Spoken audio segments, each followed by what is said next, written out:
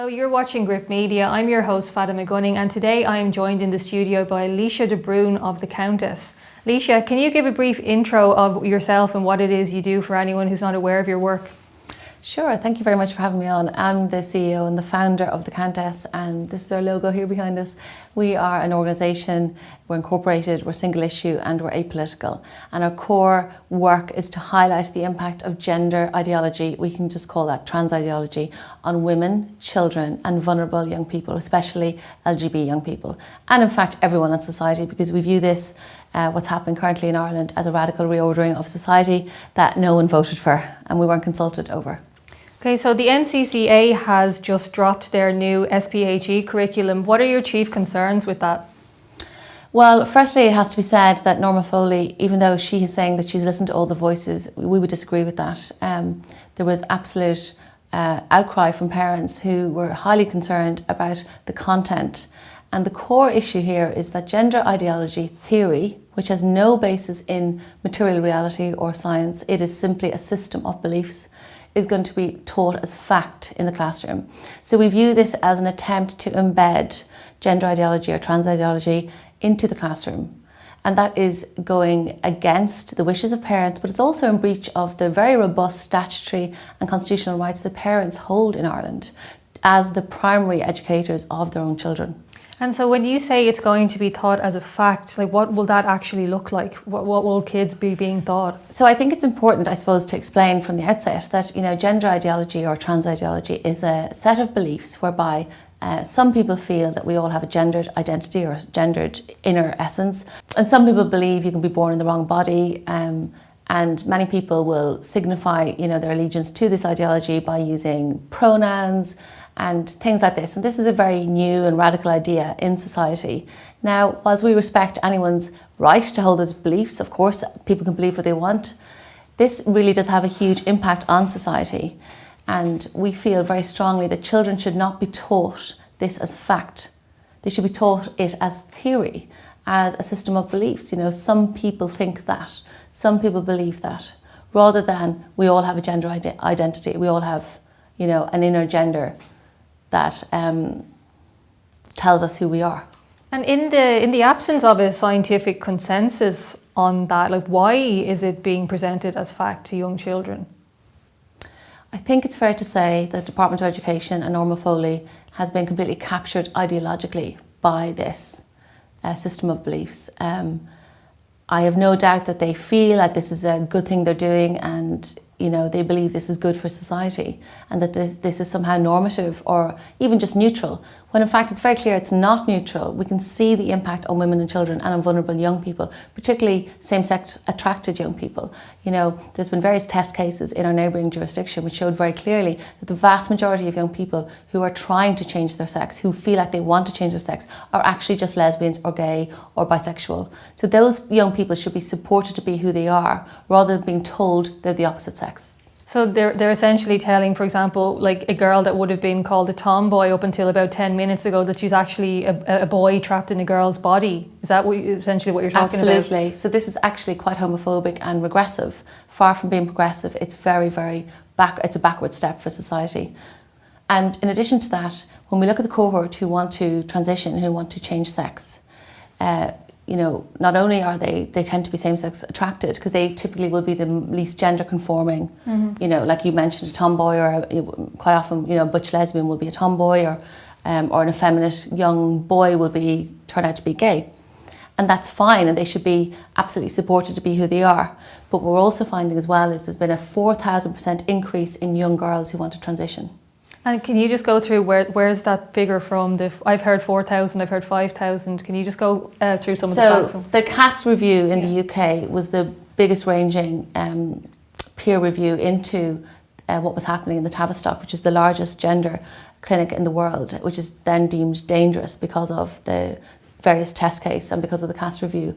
And what they found was that 80% of this new population, this new cohort, which has suddenly exploded as a social phenomenon, 80% of them are young girls. So it's very clear that we're looking at a clinical and social phenomenon here, whereby teenage girls who feel they're trapped in their body want to change sex or feel that they can change sex. Like when I was 12 or 13 years old, I would say I was actually really uncomfortable in my own body myself. Like I wasn't comfortable with growing up. I didn't like the idea, you know, certain changes happen to a girl's body at that age. And if somebody had come to me and offered me, for example, a pill, a puberty blocker that would have given me like time to think, I firmly believe I would have taken that. Like, can you talk about some of the dangers of giving kids things like puberty blockers and how does that lead into things like going on cross-sex hormones? Well, during the Keira Bell trial in the UK, the judicial review that was brought by Keira Bell against the Tavistock, in open court it was stated as part of the evidence, not actually by even her side, by the other side, by WPATH, which is the sort of guidelines for so-called trans healthcare. You know, they even said themselves that essentially over 98% of young people who were on puberty blockers went on to take cross-sex hormones. And so what that really means then in practical terms is a girl who has been on testosterone for only 3 months will have male pattern baldness, a deep male voice, chest hair, back hair for life, forever.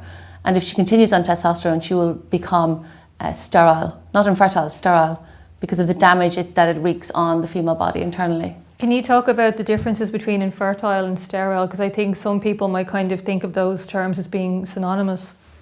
So if someone is infertile, there might be a way to have a baby with perhaps through IVF. But if you're sterile, there's no way. So in quite brutal terms, what happens when you take testosterone long term as a young woman, you will have severe issues with vaginal atrophy, chronic pain, chronic infection, and what is happening to this cohort at 21, 22, 23, they're having full hysterectomies for that reason. So the SPHE curriculum seeks to teach that gender ideology, trans ideology, that like you have a gender spirit that probably doesn't match your sex, like your physical body.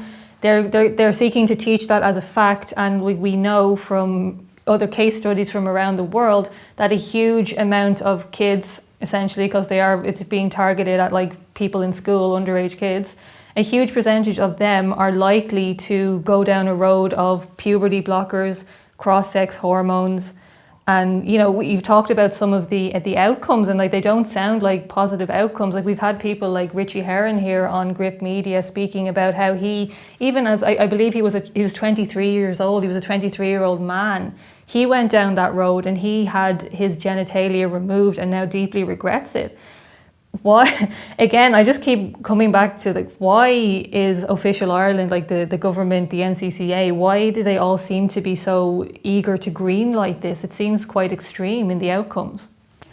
Well, to your point about a 23-year-old having, you know, post transition regret, you know, we're seeing that quite a lot, that the detransitioners who are coming forward typically are 25. There's a reason for that. It's because their frontal, you know, their brain has finally developed and matured, and they've come out of adolescence. And we all know that it's as human beings, it's very normal to cycle in and out of different phases and identities as an adolescent and in your early 20s.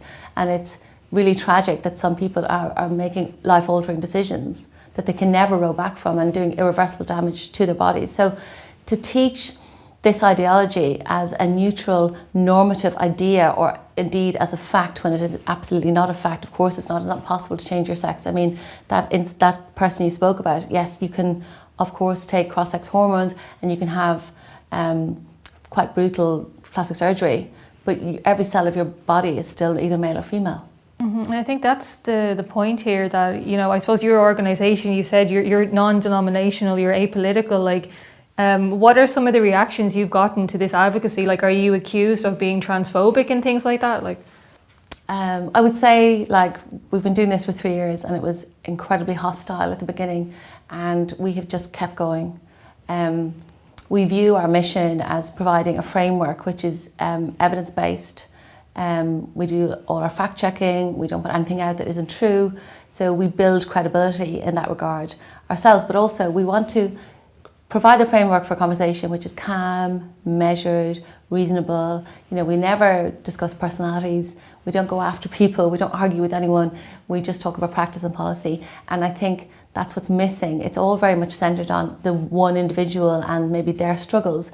But that's not how we should be making policy in this country. We should be looking at what suits the greater good. You know, it may be that the one boy in the classroom, for example, there's a school in Central Ireland where there is a boy who presents as a girl and he has been allowed to use the girls' toilets at the moment. And no doubt the trans lobby groups have been, you know, involved in this because that's what they would suggest that schools should do. Mm-hmm. But we would ask, what about the other pupils? What about the girls who've lost their right to a single-sex toilet? You know, I think we have to look at all these decisions and policies in the round and widen the lens to include other vulnerable cohorts, like children, like women, who, you know, the rights of women and children are being eroded by this ideology. And I think for too long it was seen as an abstract thing that impacted only a handful, a tiny minority of highly vulnerable individuals who were in a deep state of distress and needed this and required this new law and new paradigm. But now what we're seeing is it's coming home to roost in Ireland. It's coming to the doorstep of Irish homes. The LGFA recently rolled out a policy which created people were horrified by. You know, we had members come to us and say, I feel like I've been punched in the stomach, because they volunteered for years at the sidelines in the rain on a Saturday, and suddenly they're saying that any boy over 12 can play. You know, only this week the Dublin Marathon brought in a category of non-binary. Now, a lot of people might say non-binary, that's, you know, why shouldn't they have their own category? What's wrong with it? It's harmless. It's not harmless because it's actually the first step towards eroding categories in sport based on science, based on empiricism.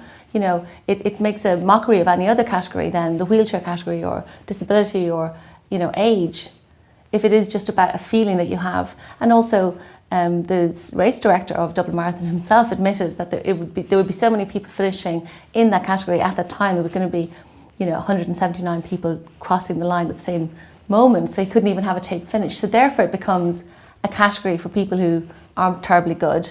And after all, the only people running in that category are either male or female. So you can guess who wins the non-binary category when they've rolled it out in Boston and New York and other places. Well, they could all just identify as the winner, I suppose, and that might work. Well, only men ever win this category. Yeah. So it's like a second category for men who aren't particularly good at running marathons. I was listening to an interview with Riley Gaines. You know, she's a very talented swimmer from the US, and she was talking about how some of the female teammates of Will Thomas, who he's going Leah Thomas now as he goes by, but she said that when they expressed concern about having to change locker rooms, when having to use locker rooms with Will, that they were basically told by the school administration that they should go and get re-education. They were sent to mandatory LGBT plus inclusivity training once a week. So these girls, like, they're all obviously quite young, they're college students. They're being told that they're concerned at having to change essentially in front of like a 6'2" male who's completely intact is transphobic. That their fear, like their kind of innate fear as women to be vulnerable with a man in that way is in fact transphobia. Yeah, and I would say as a society, do we want a whole generation of girls to suppress that evolutionary gift of correctly sexing a stranger in a space? Because that's what we do. You know, it's very clear that women are better at sexing individuals than men, and that's to protect us. And if a whole swathe of young girls are told, no, you mustn't ever object to male incursion into your intimate space, because if you do, you're a transphobe or you're conservative or you're a bigot. I think we do that at our peril. And to your point about how we've been, you know, perceived, you know, we've had a TD speak with his dual privilege about us and describe us as a fringe hate group of transphobes. But that is not how we are perceived on the ground in Ireland at grassroots level.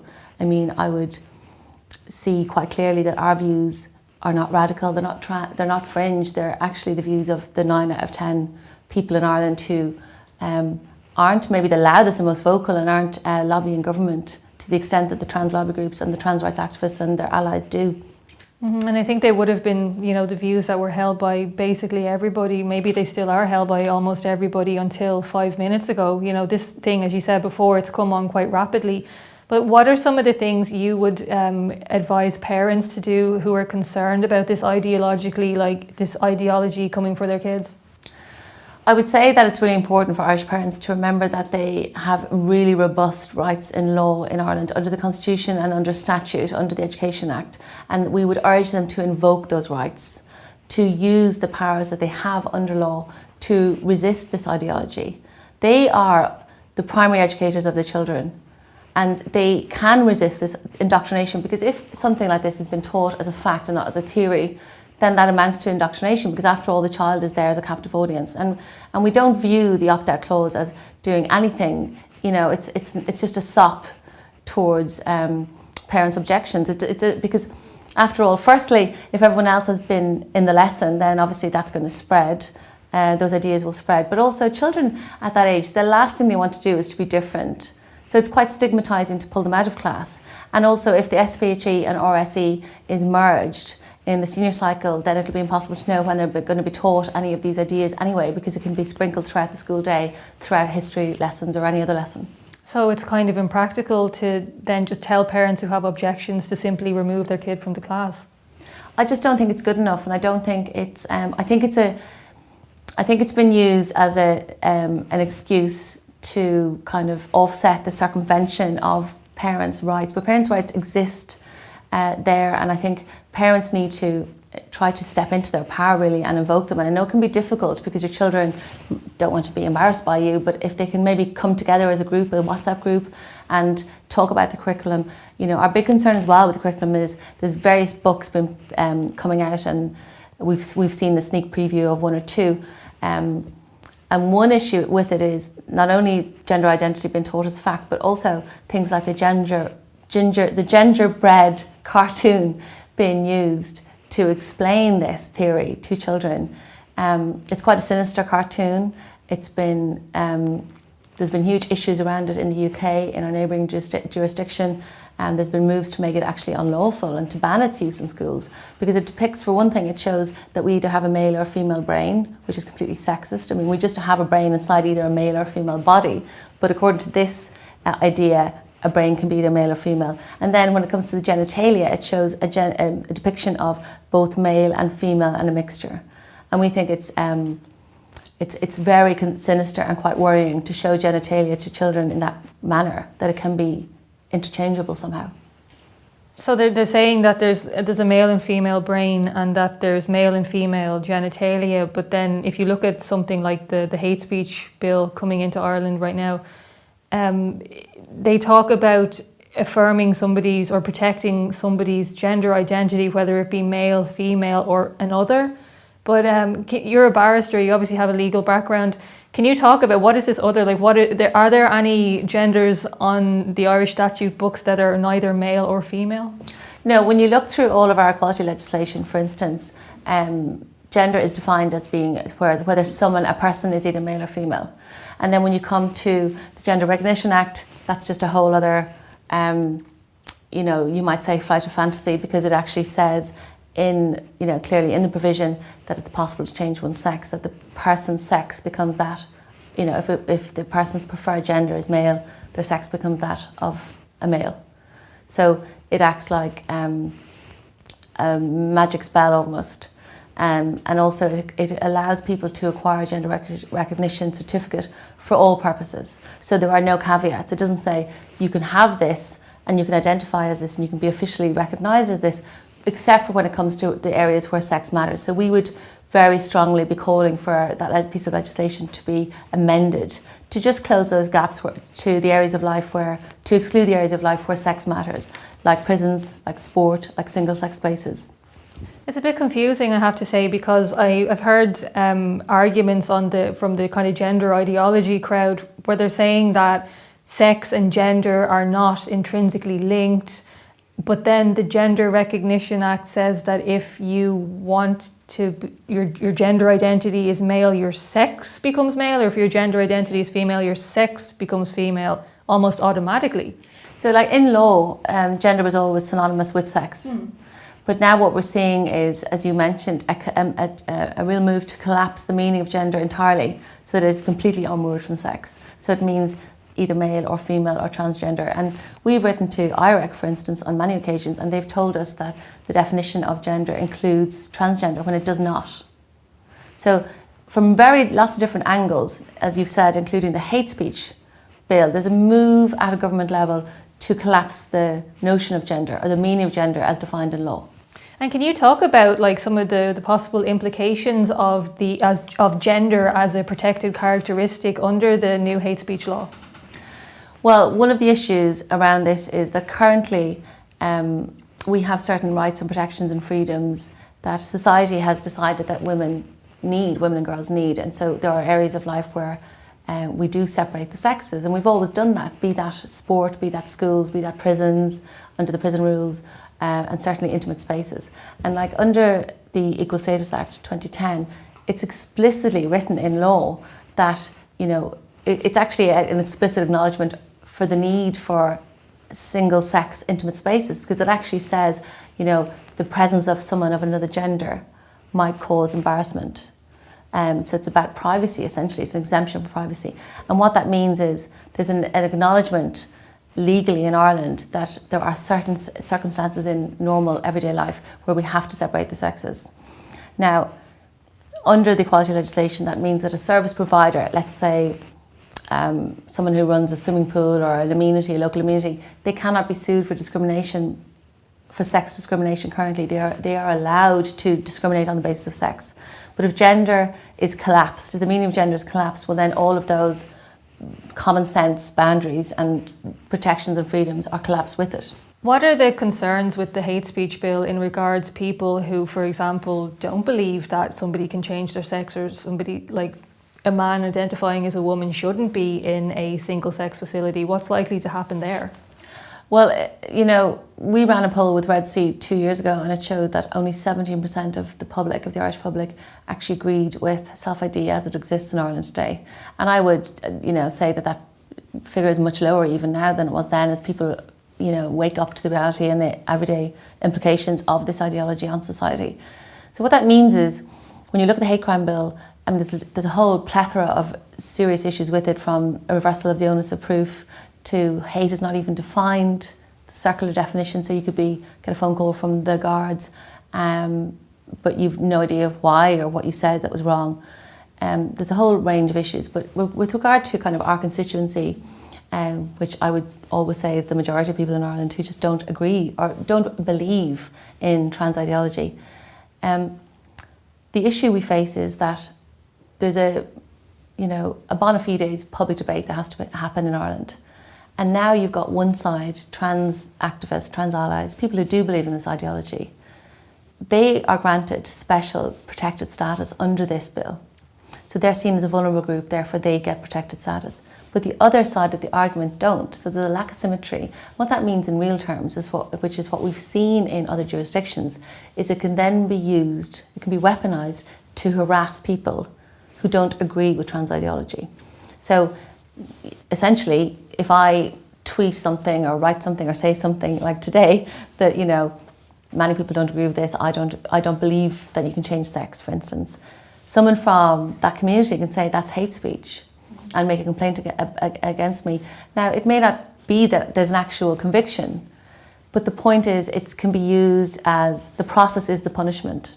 And we've seen that in many, many cases with activists and ordinary people in the UK, where they've said something and it's been essentially it's been deemed hate speech. And so you go through this whole quite lengthy, I think Senator Sharon Keoghan was saying it could be as much of like a 2-year process of, I guess, litigation, like legal waiting lists. And at the end of it, you might not even be convicted, but what happens in the interim? Like I saw a case in the UK where a pub was accused of having like gollywogs, I think it was, on their premises.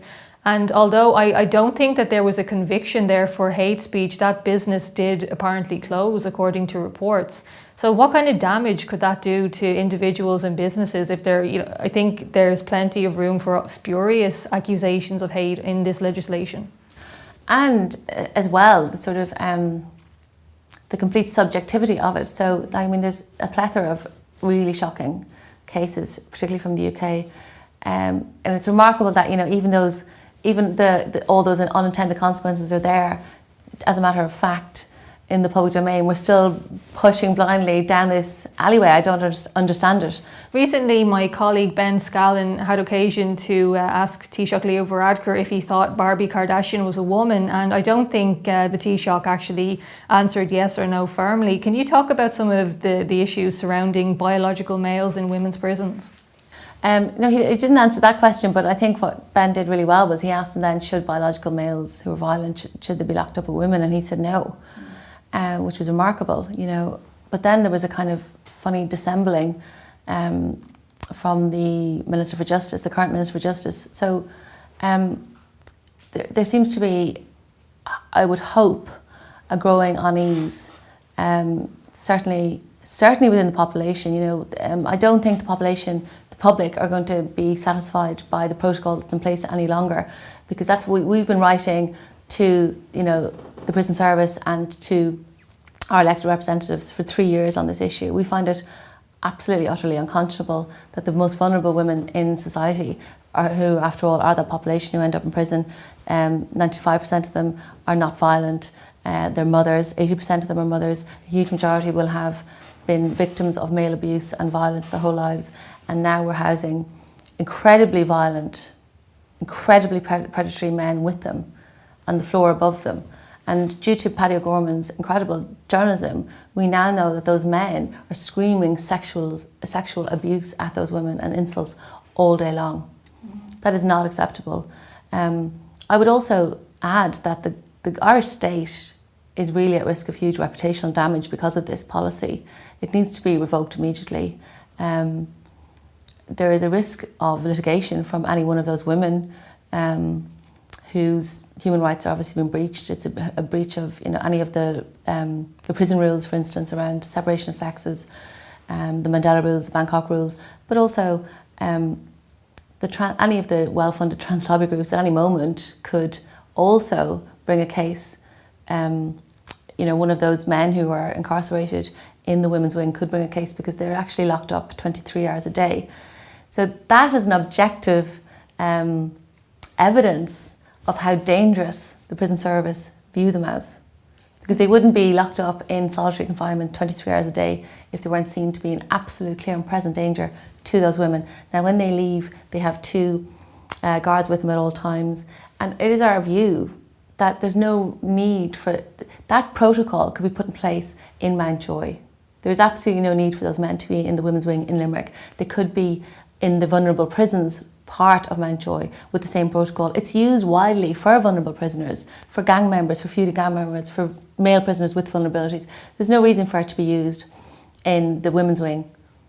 So it's only because of the GRA essentially that this is even happening? Yes, all these issues lead back to the Gender Recognition Act, which, you know, was brought in, I do believe, from a place of, you know, compassion. There was no debate about what it would mean for, you know, vulnerable female populations, for society. Now we're living with all these unintended consequences, and it must be amended as a matter of urgency, and those men have to be removed and the policy has to be revoked. I mean, there is precedent for this in the UK, obviously, where they have disallowed men who have, I believe it's a conviction for sexual assault, from getting gender recognition certificates, except in like very limited circumstances. But is there any political will? Have you seen any shifting? Are these moves coming in Ireland? Will it be changed now that we know, like we've seen the consequences of cases like Barbie Kardashian, we've seen what it means now.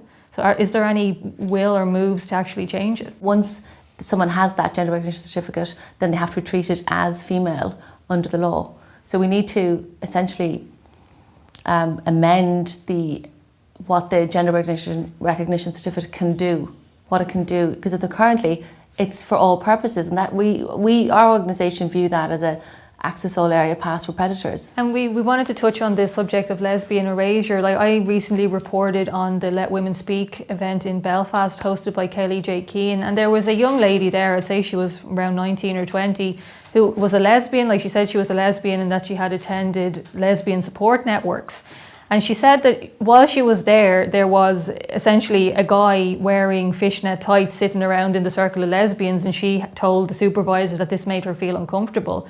And she was basically told to, you know, be more accepting and, you know, don't be transphobic, etc. Can you talk a little bit about the subject of lesbian erasure? Yeah, I've heard that account. It's quite harrowing, of her kind of looking for support and community, and just finding the absolute centering of males who identify as female and who identify not only as female but as lesbians. We have always had lesbian erasure at the core of our mission. It's always been one of our pillars of concern, and we have convened a working group within the Countess of only lesbians from all parts of Ireland, and they are currently gathering information from lesbians across the country. And what they're finding is that there's a wholesale erasure of the spaces and communities and places where lesbians can meet without male incursion. So what that means is anytime there is any kind of group or organisation or something set up for lesbians, there will always be trans women, that is men who identify as women, who say they're lesbians, encroaching into that space. So effectively, lesbians in Ireland have lost their right to assembly as guaranteed under the Constitution.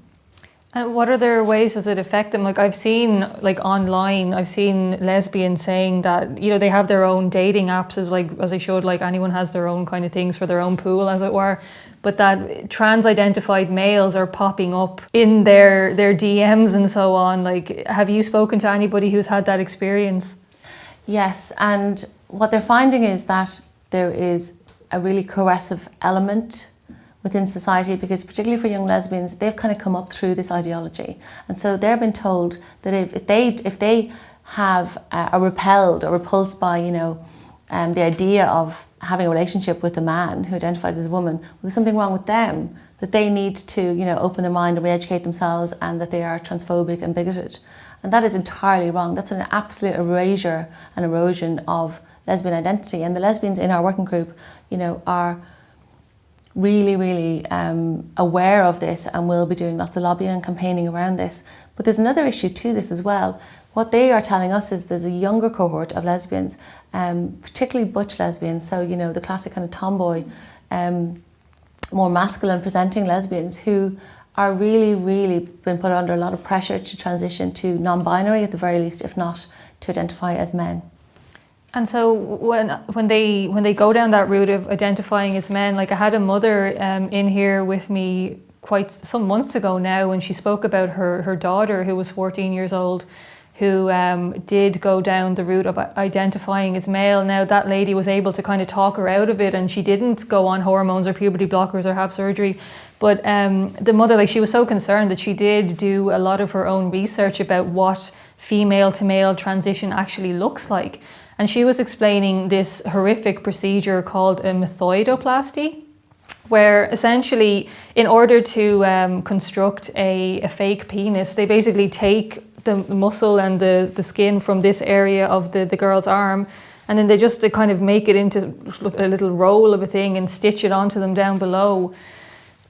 That's horrific. And, you know, it's not a penis, obviously. You cannot construct a human organ out of something else. How is this transgender ideology, given that it seems to be, as you said, like, aimed at girls who identify as lesbians, how is it coexisting peacefully, or is it under the umbrella of, like, LGB? So I think there's a huge conflation of trans identity with sexual orientation. But sexual orientation is based on biology. Someone is same-sex attracted. They're attracted to the same sex as them, not, you know, identities. Whereas being trans-identified means you identify as the opposite sex. They're not even the same thing. But not only that, they've been sort of latched together. And, you know, it's very clear that the goodwill that was built up, and the rights as well to, you know, be a separate group and have their own rights attached to that group, which is definable in law, that's being eroded by trans ideology. And not only that, we're also seeing a huge backlash happening as well towards gay rights, because, you know, suddenly drag queens are reading stories to small children. You know, suddenly you see this incursion into childhood, the indoctrination of children via school curricula. Nobody minded in society about anyone being a drag queen or being a cross-dresser or being a transvestite, all these things there was a huge tolerance for these things. It's when it impacts childhood and children are being co-opted into this movement, into this ideology, that's when people have said enough. And that's not really what I mean by backlash. What I mean by backlash is because trans ideology has been so tightly latched onto LGB rights and the movement, then in the common imagination it is all the same thing. So it's gone too far, let's get rid of it all. Right, so it's almost like if you have questions about transgender ideology or homophobe. Yeah. Where, you know, I suppose you and I would probably argue that those are different things. I would actually argue that trans ideology is predicated on homophobia and misogyny. Because telling a young teenage boy who's very effeminate and loves girly things, who would go on to be gay, that that makes him a girl, that is at its core homophobia.